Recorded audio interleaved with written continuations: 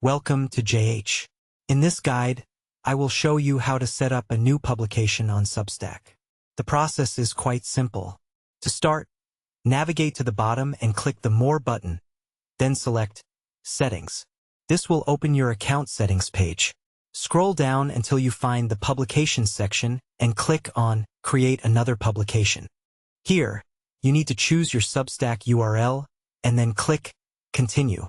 On the next page, you can choose to import your mailing list or skip the step if you do not have one.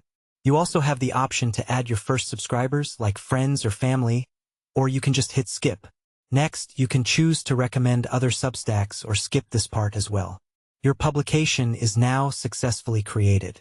As you can see, I now have 3 publications instead of 2. It really is that easy. Thank you for watching.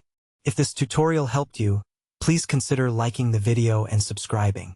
I will see you in the next one.